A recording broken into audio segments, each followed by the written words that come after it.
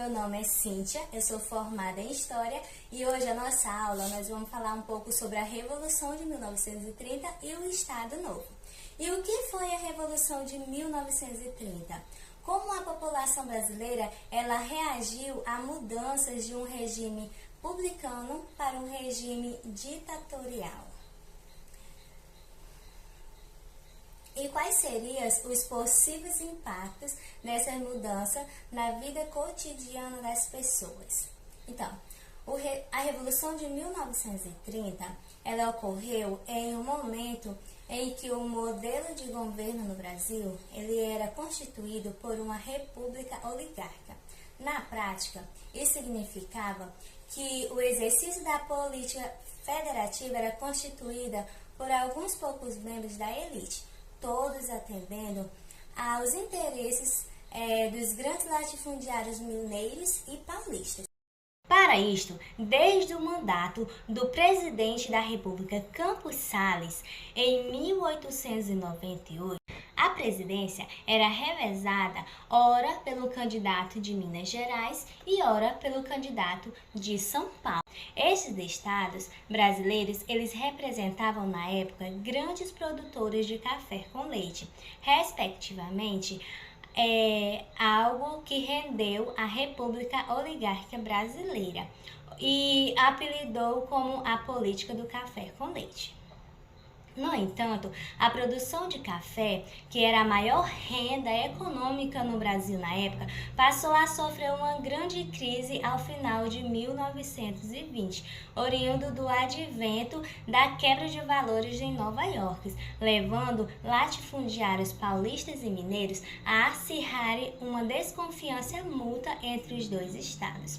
No âmbito popular, a crise não estava apenas direcionada ao café, pois o custo de vida ultrapassara 100% em apenas 10 anos e aumentava em uma progressão perturbadora para a classe média. A situação do presidente Washington Luiz era crítica. A insatisfação popular em torno do seu governo era cada vez maior. E apesar da insatisfação popular, Washington ele não renuncia o cargo à presidência. E em 1929, o então presidente, junto com outros políticos paulistas, eles rompem a aliança que eles tinham com os mineiros e lança o paulista Júlio Prestes para candidato a presidente.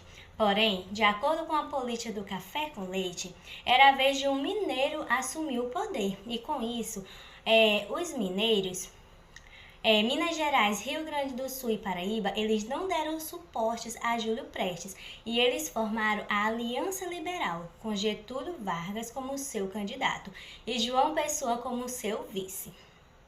Com o fim das eleições, em março de 1930, Júlio Prestes venceu Getúlio Vargas. E isso gerou grande desconfiança perante uma suspeita de fraude eleitoral. E por que isso, né? Porque o voto ele era descoberto, ou seja, voto de cabresto. E o que era o voto de cabresto? O voto de cabresto era uma prática política que consistia no controle e manifestações por meio de coesão, fraude e uso de recompensas. Muito usado pelos coronéis durante as primeiras repúblicas para se manter no poder. E meses depois das eleições, João Pessoa ele foi assassinado. E por mais que o crime ele tenha sido por outras razões, neste caso, cooperou muito para uma tensão geral em todo o Brasil. E no dia 3 de outubro de 1930, os militares, liderados por Getúlio Vargas, eles se reúnem com outros militares do país num golpe em direção ao Rio de Janeiro. E lá, o Washington ele foi preso e levado ao Forte da Copacabana e Vargas ele assume a liderança, a presidência do governo provisório. O governo provisório, como o próprio nome sugere, deveria ser uma fase de transição em que Vargas rapidamente organizaria uma Assembleia Constituinte para organizar uma nova Constituição para o Brasil. Getúlio Vargas, porém, neste momento, ele já deu mostra da sua habilidade de se sustentar no poder, pois adiou o quanto possível a realização da Constituinte. Nesta fase, Vargas ele já realizou as primeiras medidas de centralização do poder e assim ele dissolveu o Congresso Nacional, por exemplo. A demora de Vargas em realizar eleições e convocar uma constituinte teve grandes impactos em alguns locais do país, como São Paulo, que se rebelou contra o governo em 1932 e no que ficou conhecido como Revolução Constitucionalista de 1932. O movimento ele foi um fracasso e após a sua derrota, Getúlio Vargas ele atendeu às demandas dos paulistas, nomeando para o estado como interventor, ou seja, um governador civil e nascido em São Paulo. Além de garantir a realização de uma eleição em 1933, para compor a Constituinte, desta Constituinte foi promulgada a Constituição de 1934. E a Revolução de 1930 ela foi uma revolta de proporção nacional, liderada por Getúlio Vargas, que combateu as oligarquias que governavam o Brasil desde o fim do século XIX.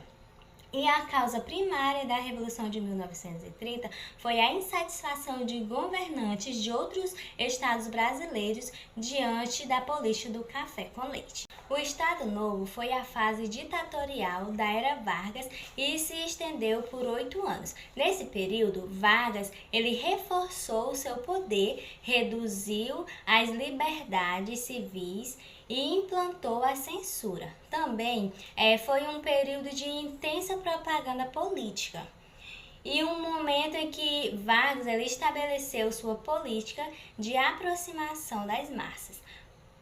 No campo político, Vargas ele governou a partir de decretos, leis, ou seja, as determinações de Vargas ele não precisava de aprovações do legislativo, pois ele já possuía força de lei. O legislativo, por sua vez, ele foi suprimido e assim o Congresso e as assembleias estaduais e câmaras municipais elas foram fechadas. Todos os partidos políticos eles foram fechados e colocados na ilegalidade. A censura instituída ficou a cargo do Departamento de Imprensa e Propaganda, responsável por censurar as opiniões contrárias do governo, e ressaltava o regime e o líder. Para fazer a propaganda do governo, foi criado um jornal chamado A Hora do Brasil.